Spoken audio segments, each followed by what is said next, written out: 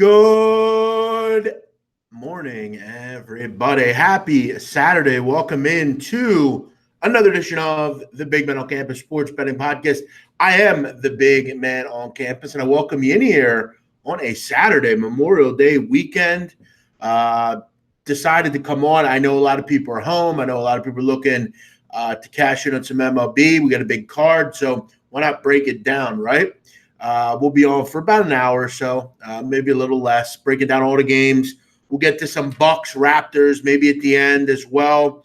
But baseball's been fun, so why not break down the card? I've been doing pretty well with my premium selections and things here, so we'll try to grind out a winner or two here. These free plays have actually been pretty good as well. Last night, took one on the chin with Toronto. Toronto's a team that just, they actually got the lineup last night to hit. The problem was, look, when you put Daniel Hudson into a baseball game, I'm not sure how people don't understand at this point that Daniel Hudson's not a major league pitcher, but it is what it is. I had a pretty nice night last night either way. And we'll try to grind it out. I hit another premium play with the Diamondbacks first five. So I'm kind of rolling with those. I've won 4 in a row this week, and I've hit 8 of 10, I believe. So definitely a nice run. If you want to jump on board with me on that, feel free to email me, bmocsports@gmail.com, bmocsports@gmail.com. Welcome in, Stu, Mike Butler, John, Sergio, everyone out there listening. Don't know how receptive the show will be. Hopefully it will be. If you're out there on Twitter, retweet the show. That way you let people know that we're on here today. People might not know we're on. We're usually on Monday through Friday, but we'll try to be on whenever we can. Usually I'm at the shore in the summer. Obviously, it's the first weekend. I am not at the shore this weekend, but hopefully over the next week or two, I'll be down there. Looking forward to that.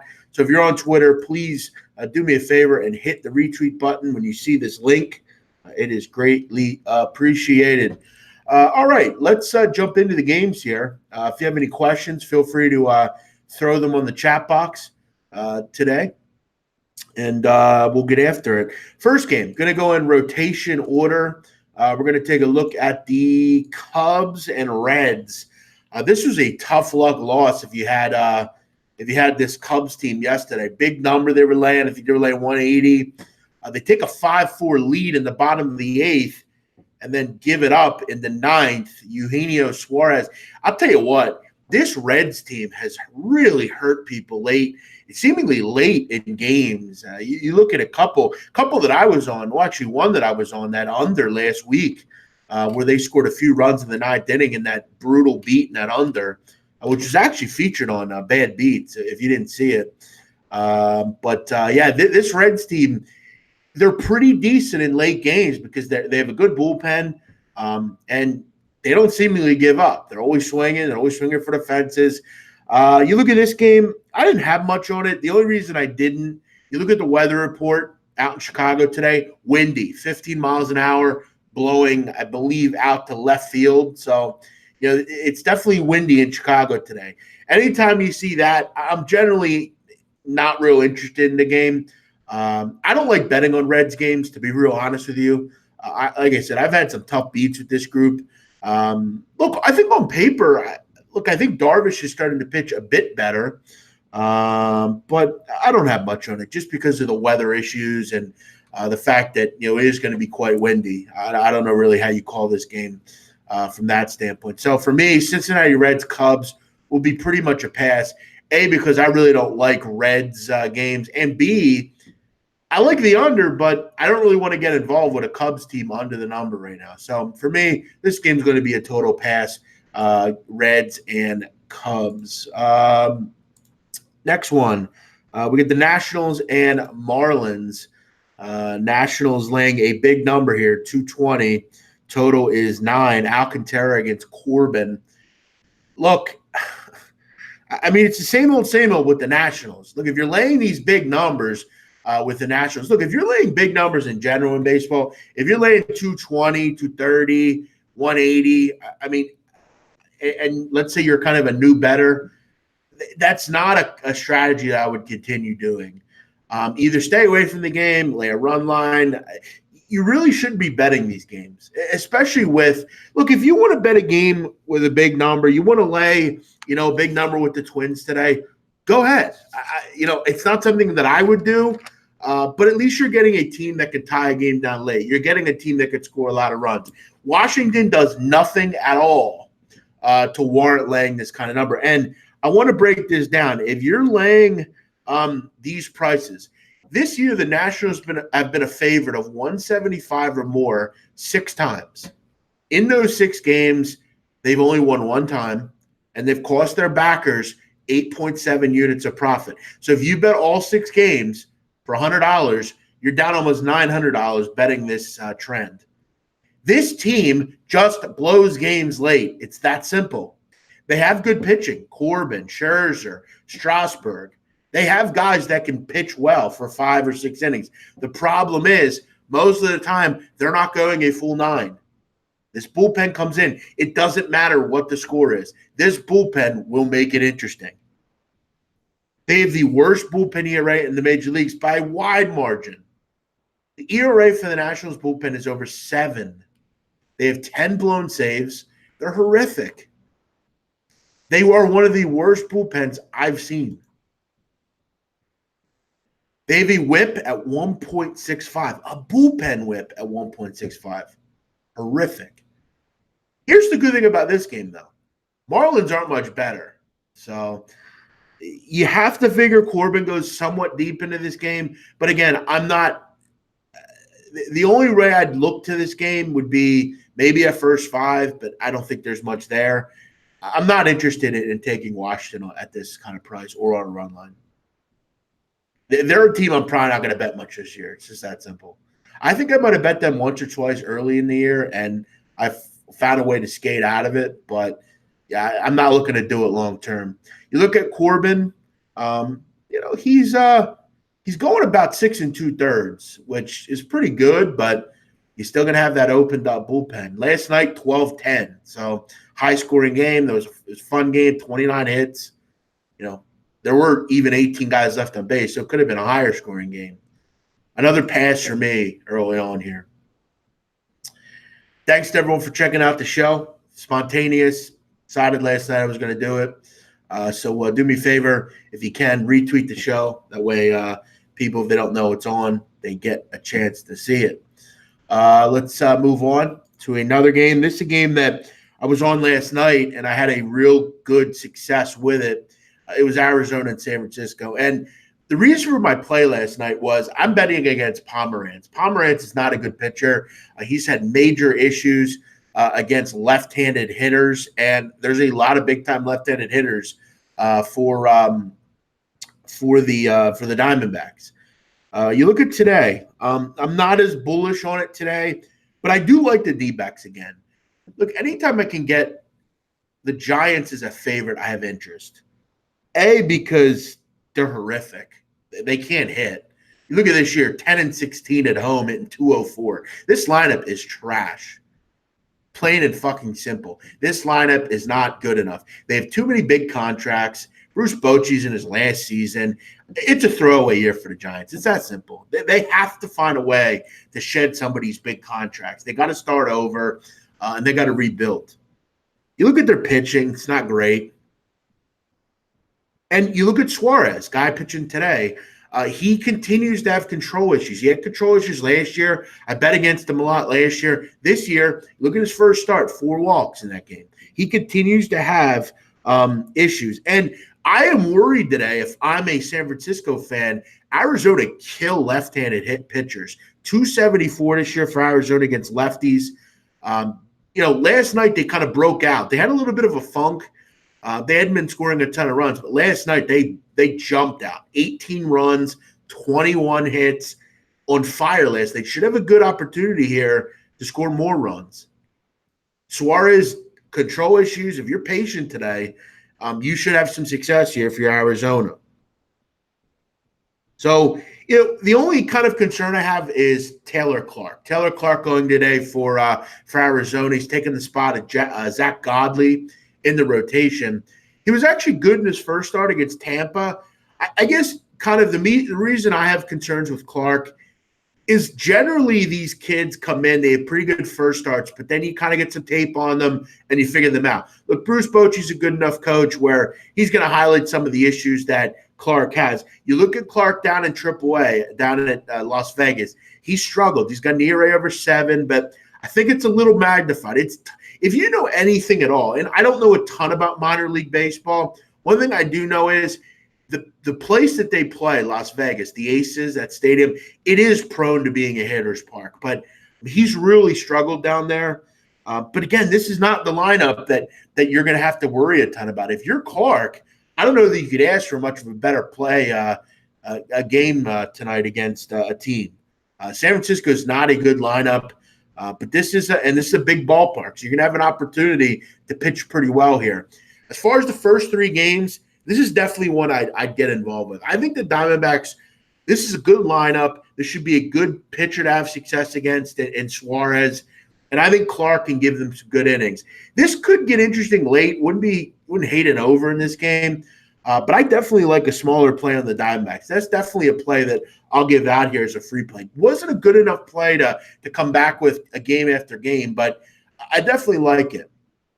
Let's go through a couple comments here. Thanks for watching, Mitchell. Appreciate it. Why would you lay that number with the Nationals? Exactly. Marlins coming off a 6-game winning streak. Yeah, but they didn't win last night. So that streak is snapped. But I hear you. Sandoval is their best player. That's sad. They're a bad baseball team. It's that simple.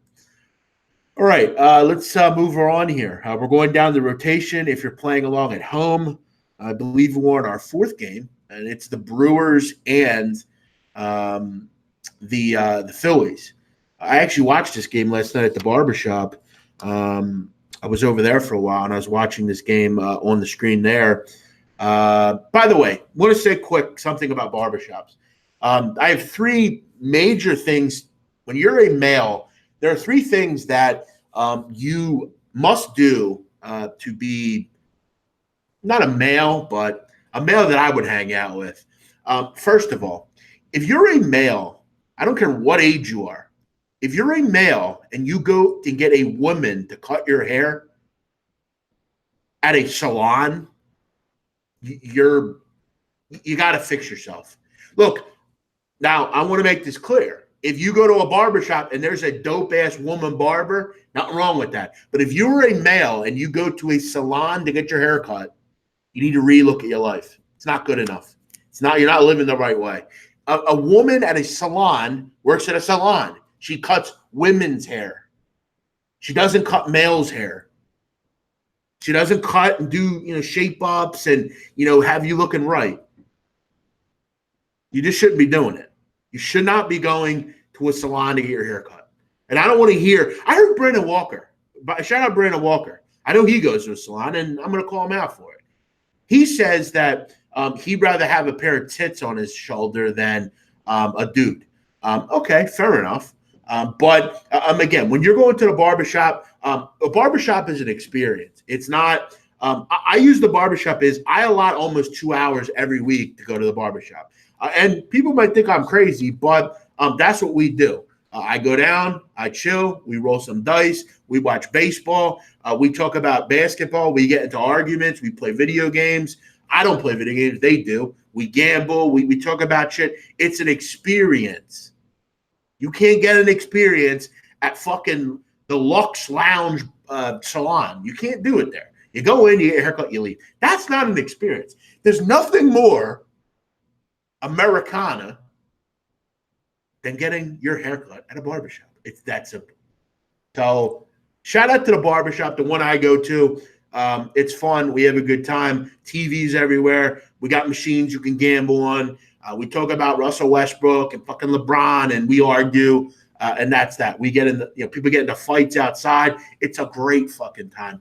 If you go to a salon, re-fucking look at your life. I don't care if your wife says you should go to the salon. You shouldn't go to a salon to get your hair cut if you're a male. It's that simple. But let me get off my soapbox here. Brewers and Phillies. Arrieta against Walis Chassin. And I know people will come in here and say, well, I don't know if I should take fucking advice from a guy whose hair looks like that? Well, first of all, I woke up at, about an hour ago. Second of all, let me show you what you need to have as a male when you get your haircut. First of all, I just woke up. You see this? That's what you're getting at a barbershop. The clean fucking what's it called? The shaving, the clear shape around. You got to have that. You got to have that. They don't do that at no woman barbershop.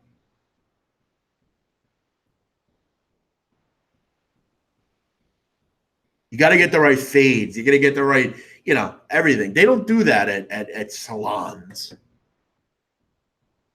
Unfortunately, no gambling at my barbershop. Yeah, I mean, in PA, it's pretty much legal now, so we have machines and all sorts of stuff. All right, let's get into Brewers and Phillies. Arrieta against Wallace Chassin. Phillies have won 6 of 8. Nice win last night. Get some big bats late in that game. Rhys Hoskins with a big home run. Andrew McCutchen had a big game. Gene Segura continues to be the most underappreciated player in the major leagues.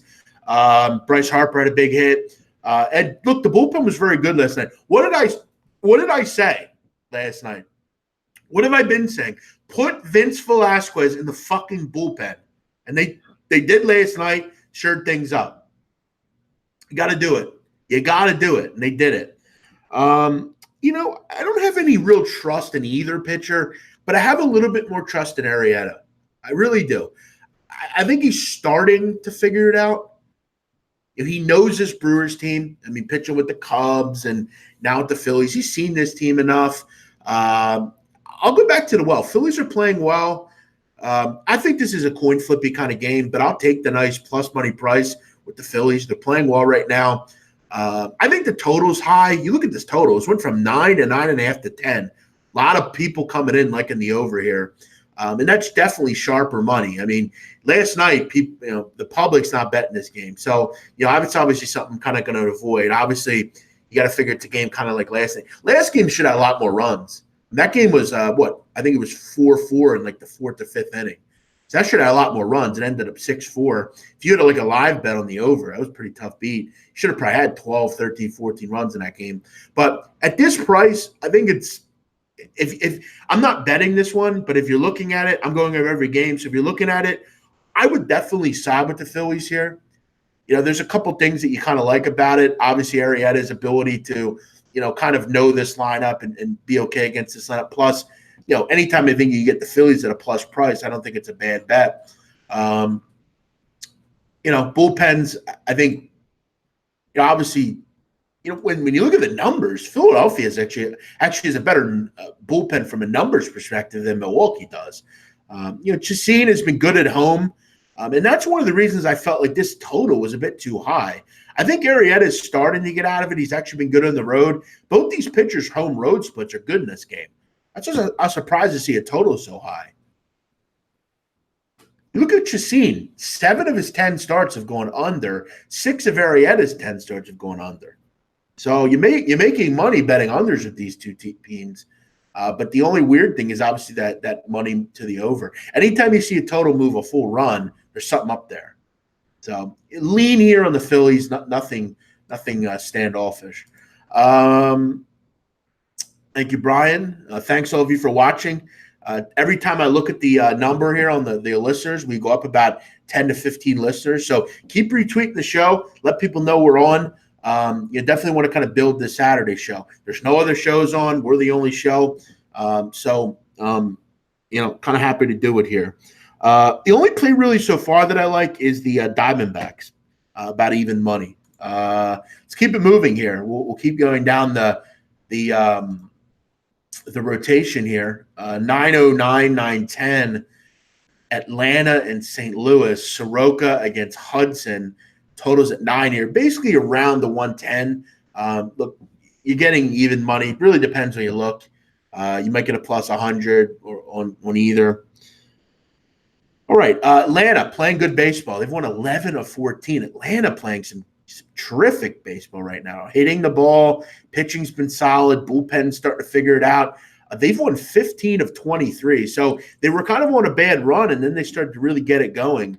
So nice work by the Bravos. They're playing good. They've won a few in a row here. Won 3 of 4 against San Francisco. Obviously won last night behind Mike Fultonavich.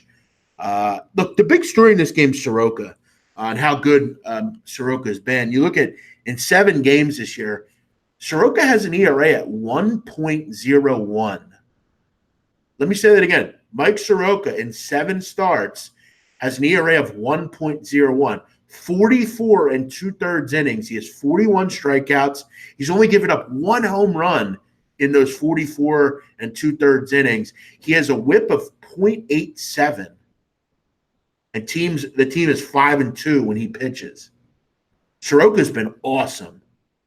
You look at back on the 15th, he actually faced St. Louis, went 7 innings, and gave up no runs in that game.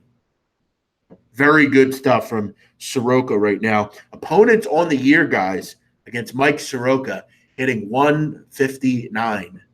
Soroka's been as good as it gets. It's that simple.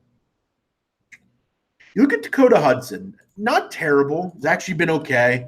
The concern I have for Dakota Hudson tonight is Dakota Hudson's really struggled against left-handed hitters. All right? You look at this Atlanta Braves team, a lot of their big boppers are left-handed hitters. Freddie Freeman, Nick Markakis, Ozzy Albies, Johan Camargo. All these guys can hit from the left side. That's the concern in this game. You also look at the way Austin Riley's been swinging the bat. He's been very good. You know, there's a lot to like about this lineup tonight against Dakota Hudson. It's just that simple.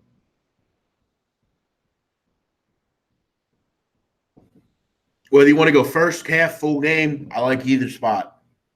Bullpens kind of null and void. Both bullpens got a full ERA. Nothing crazy there. So, yeah, I definitely think Atlanta's. I mean, I think you continue to ride Soroka at this point. I mean, until the wheels fall off Mike Soroka, it's hard to not back him. And he's seen this lineup. He faced them recently, and he shut them out. You look at Dakota Hudson, guys. You also look at home. In 5 games at home for Dakota Hudson, opponents hitting .315 against him. Left-handed hitters hitting .349 against Dakota Hudson. This is a good matchup for Atlanta. That simple. Let's move on here. A couple comments here. Joe McClain, thank you for watching. Appreciate it. The Blue Jays are so bad, the Padres have a rookie pitcher, and they're minus 125. Yeah, both pitchers in that game are bad, Quantrill and Edwin Jackson. We'll get to them. Are no sidebirds in? Well, in the cohort that I hang out with, they're in. Look, if you have sideburns, that's creepy. But again, I live a different life than most of you. Love the Braves tonight. Soroka's been dominant. Yes, he has. Goldie is my favorite player, but man, the Cardinals are just not on the team, not the team they were projected to be. I don't know about that. I mean, look, we're only into May. I mean, and they're 500. They got to get the pitching figured out. They haven't had that. I guess Jack Flaherty's been good, but they need guys like Hudson to kind of develop, and he hasn't. They still have Adam Wainwright in the lineup. I mean, he's I think surely past his prime. Michael Wacha's been moving around, so pitching's not been good for them. They need to figure that out. Let's see, keep it going here. Nice pace here. I welcome you all in. This is the Big Man on Campus podcast. I'm the Big Man on Campus. We're usually here Monday through Friday at 5 o'clock, but we're here today at noon Eastern, breaking down the MLB card. We'll get to a little NBA at the end of the show, so stick around if you wish. We're going to Game 6 tonight, Toronto and Milwaukee. Toronto looking to close it out and go to the NBA Finals, and I'll talk about that one in just a little bit. 9-11, 9-12, Pirates at home hosting the Los Angeles Dodgers. Dodgers at 190, totals 8. Hyun-jin Ryu against Joe Musgrove. I'm sorry. Look, It's just simple with the Dodgers. They don't lose very often. The 33-18, and the lineup's been good, not great. They've had stretches. Bellinger's obviously been very good, and one or two others, but they've won games because their pitching has been terrific. Their starters have been elite. Their bullpen's been very solid. And you look at the Dodgers, they just don't lose very often laying these kind of numbers. And this is a team, if you're going to lay a big number, this is the team I'd lay it with, the Dodgers. You look at it as a favorite at 150 or higher this year. Dodgers 20-4 on the season. They're up 13.3 units. So if you bet on the Dodgers in this price range above 150 for $100, you're winning $1,330. Look, if you bet the Dodgers every game, you're going to win a lot of money. It's that simple. It's a good team, really good team. And we haven't even seen them elite offensively yet. And that's what makes it so scary if you're an NL team. This team's really good. Problem with the Dodgers is they never win the whole thing. You know, it's always kind of been they get there. We'll see. They can make some moves. They're going to make some moves. But this team's really good. If you're going to lay a big number, this is the team to do it with. And this is the pitcher to do it with. Hyun-jin Ryu has been terrific. He's been almost as good as our boy Soroka. Hyun-jin Ryu, 9 starts, an ERA at 1.52, whip at 0.74. 0.74 for Ryu. 59 strikeouts in 59 innings. He's only given up 6 home runs over those 59 innings. 10 earned runs in almost 60 innings. That is terrific stuff. Look at his last 3 starts, 24 innings. Hyun-jin Ryu has not given up a run.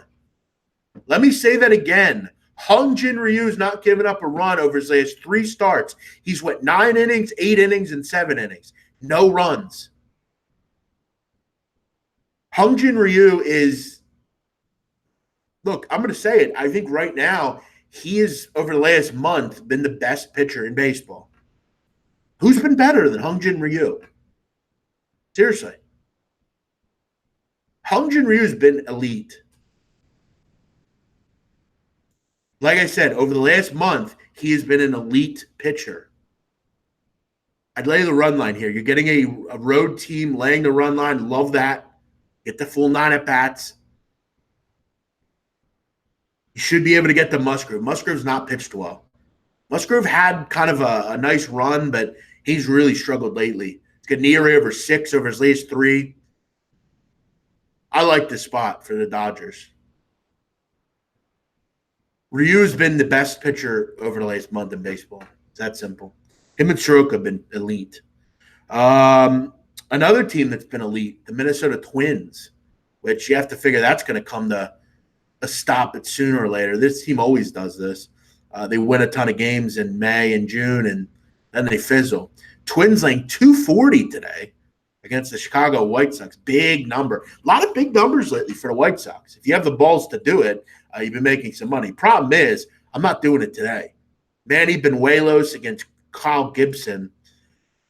I saw some people say they wouldn't lay it with Kyle Gibson. Look, I get your point. I wouldn't probably either. The way I'd go here is team total over with the Minnesota Twins at 5.5. Listen, this team averages 6 runs a game. Averages 6 runs a game. It's the most in the major leagues. They're murdering the ball right now. They crush left-handed pitching. Minnesota hitting 276 this year against left-handed pitching. And, you know, we just talked about 2 pitchers that have been really good in Soroka and Ryu. Manny Benuelos has been arguably one of the worst pitchers in the major leagues this year. I mean, he has been horrific. Let me read out some numbers on Benuelos. 5 games. He's got an ERA over 9. His whip is at 2.13. In his last 11 innings, he's given up 19 runs, 22 hits, and he's got a whip at 2.7. Opponents hitting 320 against Benuelos this year. Listen, this is a bad spot for Benuelos. This is about the last team you want to face. Problem with the White Sox is they don't have a lot of talent down in the minor leagues to bring up. Tough spot for Benuelos here. against one of the best lineups in the league. I'll go team total over 5.5 for Minnesota today. I think they score some runs. I'm not telling you anything you don't know. Do me a favor, hit the like button. Got a good amount of people in here. Do me a favor, hit the like button. For a spontaneous show, I'll take 81 people in a June. A late May, early June show, Memorial Day weekend. I'll take it. Thanks to all of you for watching. You were all very loyal people. Do me a favor, hit the like button. 4 dislikes. Well, either way, I thank you for watching because you had to watch the show to dislike it. So, the dislike show is, I guess, for you find it to be a great tool. But at the end of the day, all I really care about are the views. On YouTube, you get paid a minute amount for every view. So by you watching the show, that's all I could ask for. So whether you dislike or like the show, I thank you for doing it. Thanks for watching, Savage, Adam, appreciate it. Nuke Worker, thanks for watching. He says Nuke or Adam UES says his team total for the Twins is 5.5. Let me double check, but I'm pretty sure it's 5.5. I might be wrong. Let me double check. If I'm wrong, I'm wrong. I'll definitely look. Twins. Where are the Twins? I'm missing them here. Fuck. Yeah, 5.5 over at Bet Online or at 5 Dimes. A little juicy, but I think it's worth a look. All right, let's go back to where we were. Yeah, Benuelos has been pretty bad. Pretty bad. All right, Yankees-Royals. This is a doubleheader today up in Kansas City. Rain out last night. First game, you got Happ against Junis. Look, anytime the Yankees play the Royals, I'm interested in the Yankees. This price isn't bad, but I'm not running to bet on J Happ. I'm not a big doubleheader guy, and if anything, I like the doubleheader in the second half just because I can kind of figure out what happened in the first game. Wouldn't surprise me if the Yankees win both games tonight. If the Yankees can get this one, they will win the second game. Pablo Lopez is about as bad as it gets. So I'd keep an eye on what goes on in this first game, what the lineup is for the Yankees in the second game, because they're going to tee off on Lopez. Lopez blows, but the Royals have no one else. So I'm going to kind of skip over this one. I will say, like I said, keep an eye on the lineup tonight. 8:15 this one goes, game 2. See what the lineup throws out for the Yanks and who pitches for them. Could be a good over game nonetheless, but they will hit Lopez. Lopez stinks. 9:17, 9:18, Mariners and Oakland. I pretty much had a pass on this game. Little sharp money coming in the Mariners. Kikuchi against Fires. We all know how Fires has pitched this year. Had the no-hitter. But, look, I don't know what to figure out with Oakland. And Seattle's just been in a tailspin. But you have sharp money coming in. It's just a pass for me. Didn't have much on it. Tampa and Cleveland, 9:19, 9:20. Carrasco against Morton. Cleveland land 131 here. Carrasco has been really on. I've heard and I've seen that he's been a bit lucky with some of his BABIP numbers. So, if you're an analytical guy, you're waiting for Carrasco to get beaten up. Could it be tonight? Maybe. I don't think it will, though. He's been very good. Morton's been very good as well. Morton's a right-hander. Indians have really struggled against right-handed pitching. That's something we have to talk about here.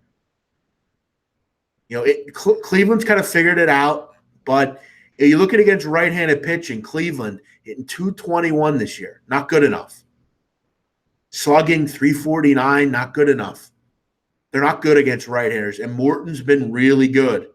You look at in 6 road starts for Morton, a 1.95.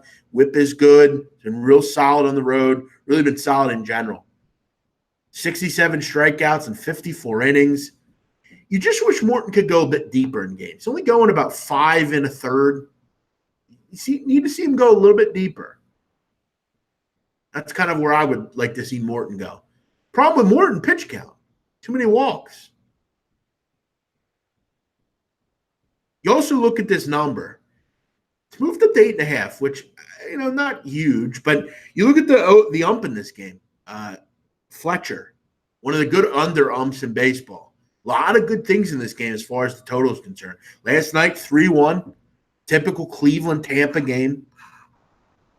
Look at these pitchers. Kraska's actually been an over pitcher. He's getting some run support. I don't have much on this game. Lean under, but not close enough because I just worry about Kraska. At some point, he's going to get jumped on. And same with the next game, Mike Minor and the Angels. I've been talking about Texas and Mike Minor. At certain points, Mike Minor's been really lucky this year. I bet on him a couple starts, and I've gotten lucky with them, I'll admit. But I'm not going to keep going back to the pen with Mike Minor. He's going to get jumped on at some point. But Texas is playing well. They've won 8 of 9 games. They're hitting home runs. Gallo's been real good. I guess with Minor, you just kind of ride it until the wheels fall off, right? Skaggs has not been good either. So, at an underdog price, I would take Texas. Minor's been good enough. I feel like with Texas and Minor, I guess you just kind of ride it until it stops. Maybe Mike Minor's just going to be really solid this year. We've seen pitchers who analytically, they're going to get beat up sooner or later, but they never do. I remember a couple years ago, there was a guy that used to listen to my show. I'm going to call his name out. He doesn't listen anymore. And if he does, so be it. I'm not going to say anything disparaging about him, but there was a guy that used to listen to my Spreaker shows back when I did them. His name was Trey. He used to listen to my shows a lot. He's a Ohio State guy, listen to his baseball guy, big analytics guy. Him and I used to go at it all the time with the analytics.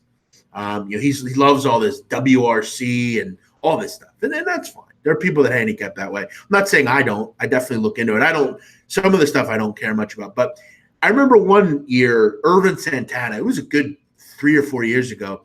Ervin Santana was having a mythical year with the Minnesota Twins. His ERA was like 2.4. He was a great season. And he kept telling me that Santana sucked. He was going to get beat up sooner or later. Never did. He never did. And sometimes analytics work and sometimes they don't. But I always remember that, where I feel like sometimes you just wait for something bad to happen and it never does. If you've ever seen American History X, Derek talks about that when he's in prison. He gets raped. And then eventually things died down and he waited for something bad to come that never came. And he ended up just living out his sentence in there and doing okay. But he had the one kind of bad spot, and that was it. Mike Minor, I'm not sure why I'm comparing him to American History X, but whatever. It popped up in my head for some reason. But, you wait for something bad to come, and it never comes. I think we all do that sometimes. So I guess you just ride it out with Mike Minor until the wheels fall off, right? And, again, it's not like Skaggs has been good or anything. Skaggs has been bad. All right, let's go through a couple comments. Big man is a cash cow. Well, thanks. Appreciate that. Yeah, I'm doing pretty well in baseball. I'm starting to do well. Let's knock on oh, shit. There's no wood around. Oh, here's some wood. I bought this desk with some reason. There's some wood. We'll knock on that. Baseball is a cruel sport. You can do real well for 3 weeks and then do real bad. Thanks for watching, Robbie. Very kind of you. Me personally, I would never lay 240 on an MLB. Yeah, I don't either, but I guess if you're going to, you're going to. I don't do it, though. I don't lay anything over 140, really, and that's even high. Thanks for watching, Arthur. If I'm taking the Dodgers Twins parlay, should I do a money line or 1.5? I would do money line. Stay safe on that one. But those generally don't work for some reason. What else do we have here? I'm doing well, Mike. Thanks for watching. Be smooth. Thanks for watching. Appreciate it. Hit the like button, as he says. I wasted my day and money on a shitty movie like Aladdin. All right. Did I miss something, or did I guess, is there a new Aladdin out? I didn't know that. Okay, I guess there's a new Aladdin out. I didn't know that. According to one of the users here, what's this guy's name? Musti. Musti is saying that Aladdin is not good. Yeah, look, I wouldn't go see a movie like this. I'm very particular when it comes to movies. I only see movies that are realistic. TV is the same way. I don't have any interest in fucking sci-fi or fucking Game of Thrones or any of this stupid shit. I want real, I don't want fiction. I want real life shit. Real life stories, things that can actually happen. And that was one of my really big issues with Breaking Bad. A lot of people loved Breaking Bad. And look, if you did, good for you. But the truth of the matter about Breaking Bad is people like that just don't become people like that. Walter White in the real world doesn't become some multi-million-dollar drug dealer dealing with the cartel and, all these elite individuals in the drug dealing world. It just doesn't work like that. Some random chemist doesn't happen. People that make meth are like low level, meth heads. Like if they would have just stayed with like Walter White in that trailer, okay. I mean, I guess for the show it's believable, but it's not real. It probably could be, I guess, if like people were smart. So like if you were like a smart chemist and like instead of just being like a teacher, you went and decided, hey, I'm going to go make meth because you'd probably be pretty good at it. Okay, but I mean the story is pretty. Walter White should have said would have probably been killed much sooner in real life. I feel like, but I don't know. Maybe I'm wrong. It just is not going to happen. Okay, so there you go. Don't go see Aladdin. Musti says it's not good, but just because he says it's not good doesn't mean it's not good. A lot of people say that movies are the best things ever, but they're not. I guess go and watch it for yourself. Yeah, I'm not going to a Phillies game at July 5th. No way. Way too hot. No way. I'll be at the shore anyway. Maybe. I don't know. We'll see. I'll see what my schedule's like. I'll probably be living in Philadelphia at that time. So, yeah, I mean, I'll see what my schedule is. See if I can get over there. I'm probably only going to live blocks away. Yeah, there's plenty of leans. I'll get to them all at the end. Other than that, guys, I was going to kind of go over every game, but I don't have much on the rest of the games here. There's only a few remaining. I definitely wouldn't be against an over in that Mets-Tigers game. Carpenter's horrific. Vargas isn't good either. But for me, the leans that I definitely like today, I like the Dodgers on the run line. I like the D-backs plus 105, and I like those two. Those are two I like. So D-backs plus 105 and Dodgers minus 1.5, and that number is 130. So a bit high, but we'll take it. Houston, Boston, that's such a coin flip series. I feel like two really good baseball teams. I think it's a good viewing game. Maybe before you watch a little NBA. Price Peacock. I mean, flip a coin. Peacock's been really good at home. Small lean. I'll take Houston.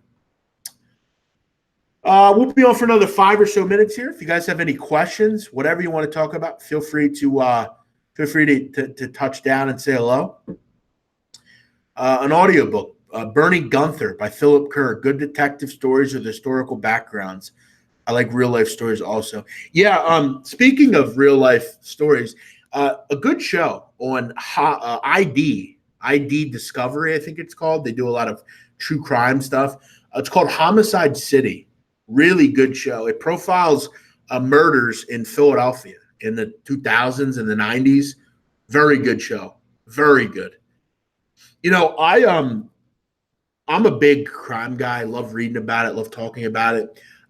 You can make a case that when it comes to dangerous cities throughout really from the 30s on, Philadelphia has been a dangerous city.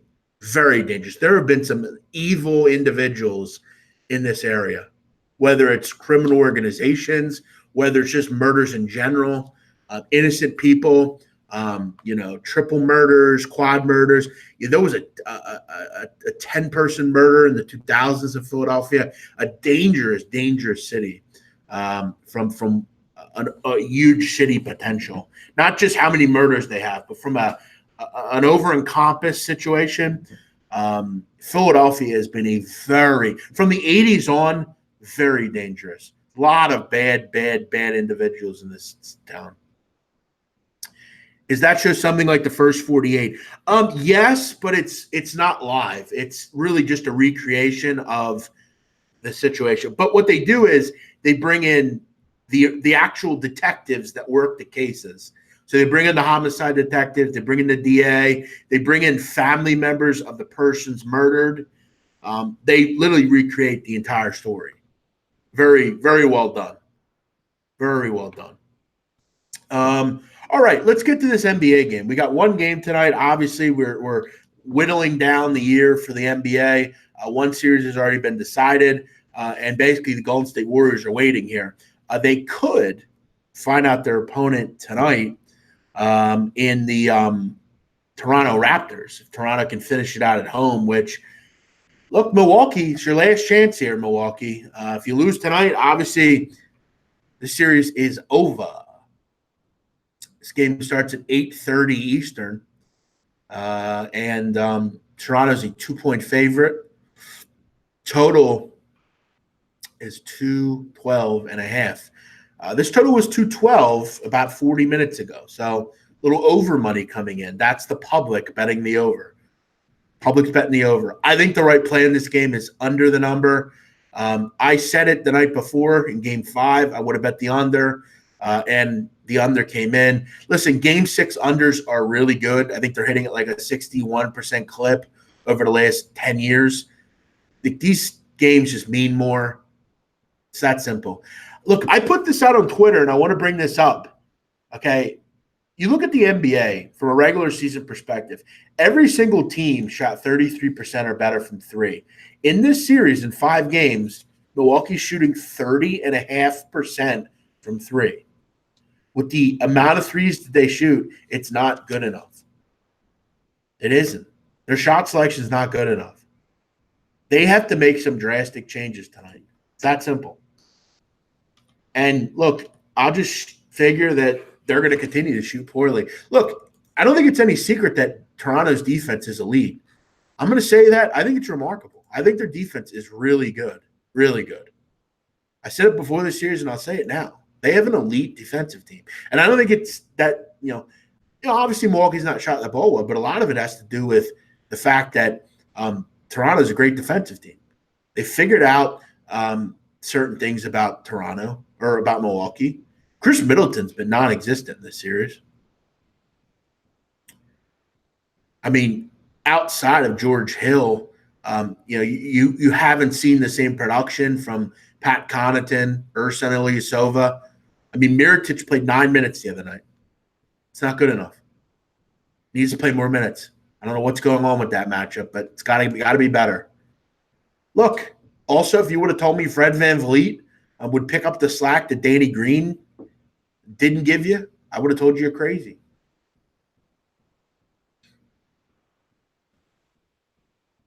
But look, maybe I'm hard-headed. Maybe I am. But I believe this series is going to go 7. When they went up 2-0, I thought it was over. I mean, most people, when you go up 2-0, the series is over. But, hey, credit Toronto. They fought back, and they're now winning. So, I mean, it is what it is. I think the series goes 7. I'd take the Bucks tonight. I think they get the job done. I think it's a low-scoring game, kind of similar to the one the other night. 104, 101, something like that. 103, 99. Saturday night, NBA. What more could you ask for? Really got to take advantage of these. Not many of these left. It's been interesting, though. The last couple games, particularly the last game, the fourth quarter was the difference. Milwaukee played very well for 3 quarters. It was the fourth quarter that did them in. Look at the fourth quarter. They were outscored 33-24. So they were up 4 at the end of the third. You got to finish if you're Milwaukee. I'll go Milwaukee +2, and I'll go under the number. All right. What do I think about the Europa? Arsenal-Chelsea. I think Chelsea is going to win. I think Mkhitaryan being out obviously hurts. Look, the Europa League's a complete fucking mess. I don't know who the person was that decided to put the game in fucking Azerbaijan. I've talked about that. It's another story. I think Chelsea will win. Keith Kaplan says the Bucks are done. All right, fair enough. You might be right. I'm not ready to say that they're done, but I'll ride them out for one more game here. I'll go Bucks +2. I think this line's coming down too. I think it's going to go to 1.5. Just saying. All right, that's it, guys. That's all I could do for you. Find me someone that could do it better. Listen, I don't have a radio show where I get a 15-minute break. I don't have a break every 5 minutes. I don't have 3 or 4 people to talk about games with. I fill an hour by myself. Look, if I had to finish 2, I would. So, I mean, there's not many people that can do that. So, I guess I'm just another dying breed. The only person that I think that I know that can do what I just did is like Morency. He could probably do it like by himself because he does do shows by himself. I just don't think people have much of a work ethic outside of Morency and I. So.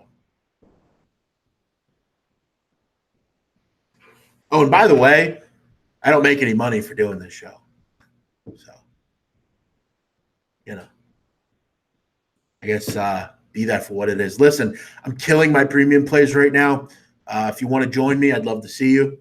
You can email me at bmocsports@gmail.com. That's about the only way I make money in this business, guys, is that. So if you want, come join me. I'd love to have you. You get emailed every day with my favorite picks, and we have some fun.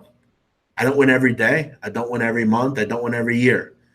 But I do believe we'll have fun doing it. We'll make some money.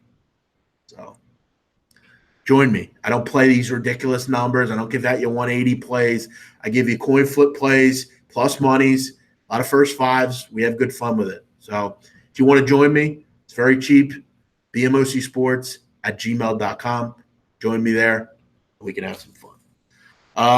Alex B. Smith joining us. Good to see him. It says Jamel Herring tonight against who's he fighting? Ido tonight on the ESPN. I don't hate the pick, actually. Actually, quite good. But Alex, I won't let you live down your play last week on the over 9.5 in the Wilder fight. Come on, cuz. You got to be watching Wilder right now. He don't go over 9 rounds. But no, I'm having fun. I'm messing with him. He says Herring tonight against Ito. You can actually get 185 at 5 times. So if anyone's interested. By the way, if anyone wants to take bets on double shot at love, I'm interested. I know who's going to win the competition. I have a good feeling. By the way, I watch a double shot at love, and it's very good. It's very well done. I like the show. Mainly because, I'll be honest, most of the girls in that show are my type. I like dark hair. I like tan. I like those features. I'm a fan of that type of woman. To me, Elle is a fucking fox. Let me say that. Maybe I should rank the girls on Double Shot at Love left. Let me do that before I go. I've wanted to do that. Let me rank the remaining women on Double Shot at Love. Should I do that? Yeah, I'm going to do that. Let's rank them. All right, we have a few left. Should I rank them, Yanks guy? What do you think? Should I rank them? I'm going to rank them. B. Lashes got voted off the other night. B. Lashes, definitely someone that I would be interested in. By the way, if you're listening, B. Lashes, hit me up. We're not too far from each other. I think we could get on with each other. You're definitely cool. B. Lash is definitely my type. I definitely like Marissa. She's my type as well. New York, famous last name, got the tan going on, dark hair. I like her a lot. Marissa's one of my favorites. Nikki, not interested. She's very hot, but I can't get over that attitude. It's not good enough. It's really bad. Maria, like her as well. Great body. She's got a great body, that Maria broad. She's going after Vinny. Like her attitude as well. She's kind of got that North Jersey attitude. Not the Guidet attitude, but like the kind of Latin attitude. I'm like really classy, but if a bitch gets crazy, I'm going to knock her the fuck out. I like her a lot. She's probably one of my top 3. Holly, not interested in. She just comes off too fangirl for me. I can't get past her. Darren, I like her a lot. Hot body. A little kind of, I like bitchy, but a little, I don't know, something off about her. I don't know. Elise, not a big fan. Not a big fan of the freckles. Not into that. Vinny likes her. I'm not a big fan. She would probably be, Holly and Elise would be last for me probably. Number 1, Elle. Elle is number 1 for me. And I'll tell you what, the chick in Nebraska is hot as well. The blonde with the big tits, like her a lot. My top 2, Susie and Elle. Those are my top 2. Susie, I'm not really into the laugh. It's kind of annoying, but I do like her. She's hot, really hot. I like her. I like her personality. Kind of reminds me of Snooki, to be honest, except better looking. I like Elle and I like Susie. Number 3 would have been Marissa, and then Maria, and then the girl Brittany from Nebraska, and then Holly, Darren, and Elise. Those would be my rankings if you care. If anyone's watching along at home, a lot of people are ranking them. You gotta watch it. You gotta watch it, Alex. You would like it. It's actually quite good.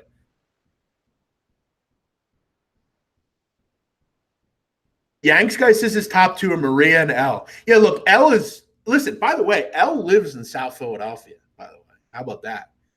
Elle is number 1.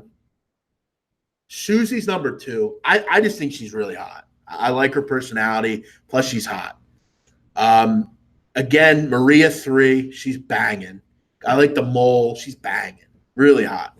And then I look, Nikki, look, if you take away like an overall girl, she's towards the bottom. But I also will say, I think Nikki would have been better off meeting Pauly D like randomly. I don't think she's cut out for this show. But here's one thing I'll say about Nikki. She's a lot like me in a relationship. She's passionate. She cares. She wants her man or woman for her. And I respect that. I can't knock her fully. Plus, she's hot. Nikki's hot, bro. Like, hot. Her body's unbelievable, and she's hot. But she's got the little obsession to her. But to me, I look more of it as passion. I think she's passionate. So I don't think she's horrible. But pictures don't do it justice, Alex. You got to watch the show. What is Elle's ERA? No idea. No idea.